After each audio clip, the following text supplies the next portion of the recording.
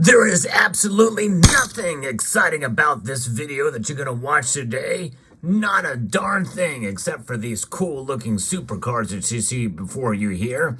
But this is going to be a very boring market update. It's essentially there's not much happening other than inflation ticked back a point of a percent, or 1/10 of a percentage point or something like that. Not much. And gold and silver didn't do much either today. We'll talk about all the boring details in this video as we take a look.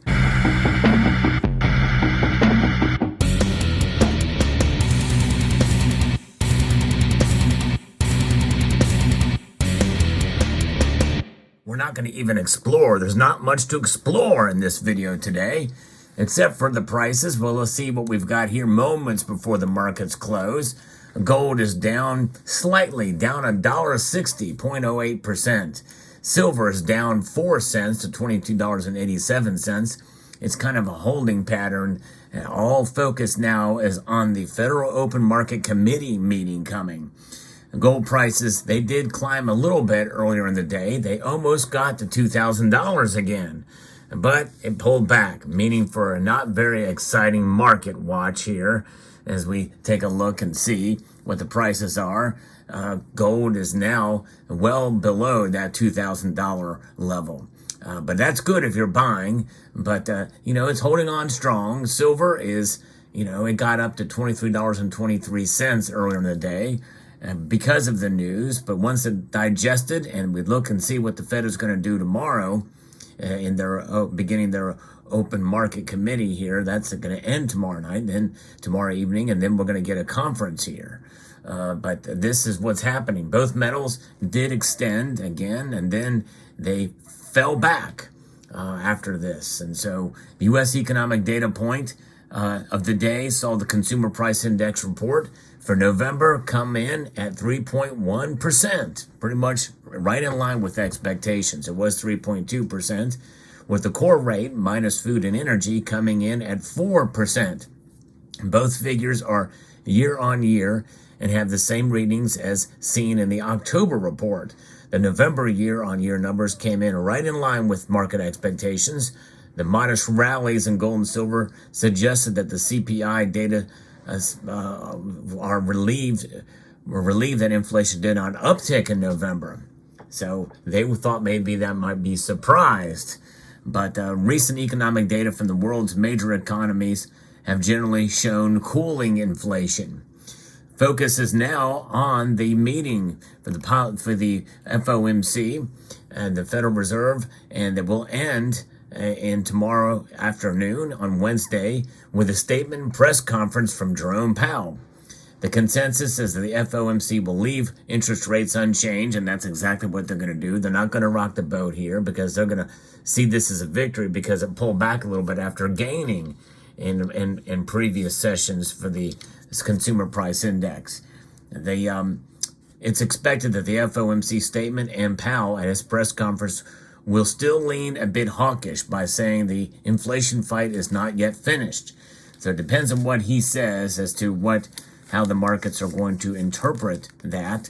And that includes gold and silver. And we very well could see gold and silver drop after tomorrow with that statement, even more than they are now. Be prepared for that, folks. And we'll talk about it on this channel too. But many market watchers expect the Fed to cut interest rates by about mid-year 2024. Some say May, some say July, but likely it's going to happen then. The U.S. dollar index is a little weaker. Non-mixed crude oil prices are down. In fact, as I record this video here, again, mere moments before the markets close, we have the dollar index down to 103.81. And, you would think that would mean that gold and silver would be up. But indeed, they are not up now. They are down slightly. And oil prices are indeed down to $68.80 a barrel. That's down almost just over 3.5%. So I think that is kind of part of the reason why we're seeing gold and silver down a little bit too. One of the other factors that come into play with that, considering the dollar is weakened slightly here. So we'll see how it plays out, but it is interesting, and that's one of the things of note here when we look at precious metals and the prices that they are, is people get hung up on it, and myself included. I can get hung up on prices, but you know what? Prices are just a reaction to other factors in the marketplace. Gold and silver themselves, though, they are unchanging in terms of their value and in terms of their physical properties, and that's one of the attractive natures of having gold in our portfolio. Having it, especially in physical form, is it provide a stable store of value. Now, I've talked about that and understanding that what that means is, I didn't say a stable store of price. Notice the difference there. And I think the more people that realize the difference between price and value, the better off we'll be. I've talked about it many times on this channel. I found myself having to repeat myself in some of my videos. Why? Because some people just, either they come in and maybe have not heard what I've said in previous videos. And so sometimes when I don't talk about a certain thing, those concepts, that fall by the wayside for the amount of content I produce. But understanding, that concept and realizing that stacking is a long-term proposition, makes it a lot easier and more palpable to have gold and silver in your portfolio, not as an investment. You should never look at these metals as an investment. And I think that the price action we're seeing today and the moves that we see, especially dramatically, provide opportunities on both ends of the spectrum. If the prices plunge, well, it means you should probably be buying more. Definitely not selling. And if you have to sell during that time, well, that's something that you didn't plan out for. And obviously emergencies can come and go. And those emergencies, if you have to sell your silver and gold in the case of emergency, you didn't plan well. You plan by having these on hand in the case of an emergency, in case the price of these fall dramatically. If gold and silver falls 4% in one day and you have to sell, especially on a current downtrend, and this is falling at a rate of 3.1% per year, that means it's a good idea to have some of these on hand in case of an emergency.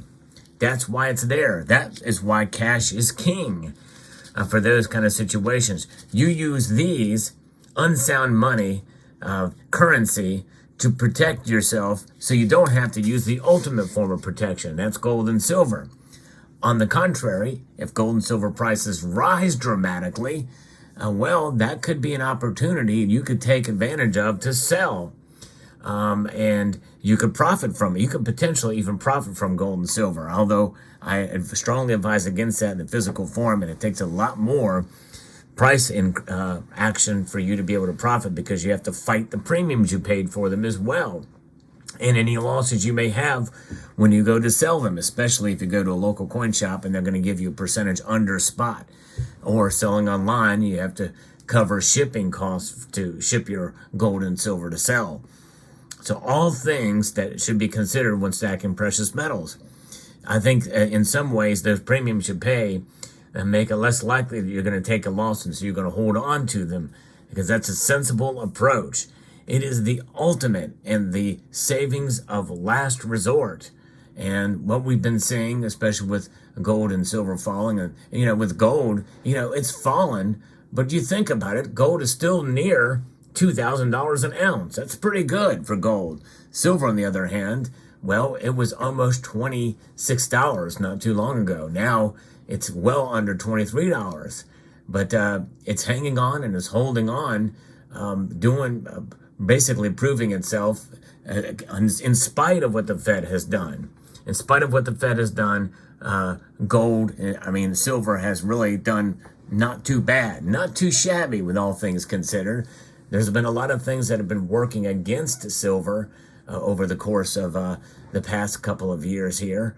And in some of that regard, when you look at it in that perspective, it should be lower, much lower than where it is now.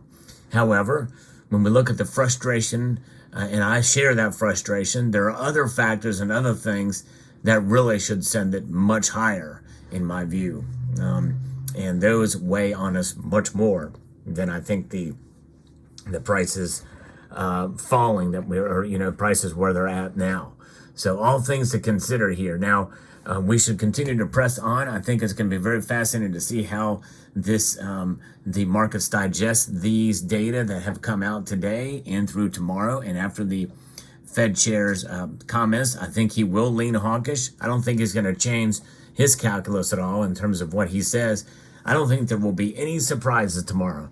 They're going to leave the rates unchanged, and gold and silver will probably fall a little bit more based off of his hawkish talk.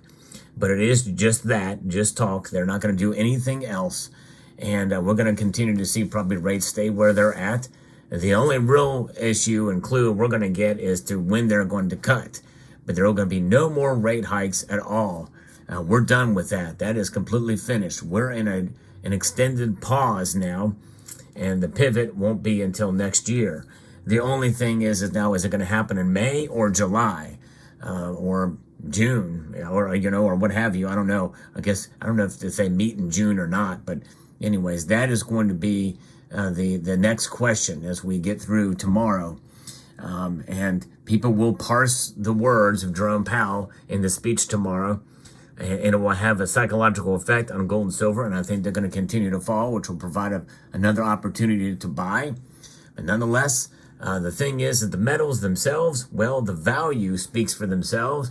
And if you understand that concept, you're going to be just fine stacking gold and silver. And the thing is you want to be very careful and cautious with how you buy gold and silver. And one of the biggest things a lot of people don't think about is the holding pattern. A holding pattern is extremely important when stacking gold and silver, because I've got silver that I've paid way more than spot prices now that I've held on to, and I have silver that I have bought way less back in the 90s, and I paid $4 or $5 an ounce for. And those pieces are it's still silver. It's all the same, and it all comes out a wash in the end. And what does that mean? Well, it preserves your value. It's about how you buy it, and it's about how you hold it, and it's about when you sell it. So those are the things to consider when stacking. I want to encourage you to keep on holding on to your precious metals. Keep on stacking. Keep on stacking. That phrase is used a lot in this community. It does not necessarily mean that you're just buying your gold and silver. It means that you're stacking your gold and silver. Like this.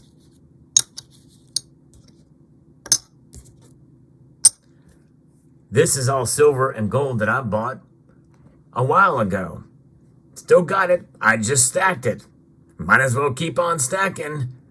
I want to extend a multitude of gratitude to each and every one of you for taking the time to watch this video, and to encourage you to please rate, share, and keep on stacking.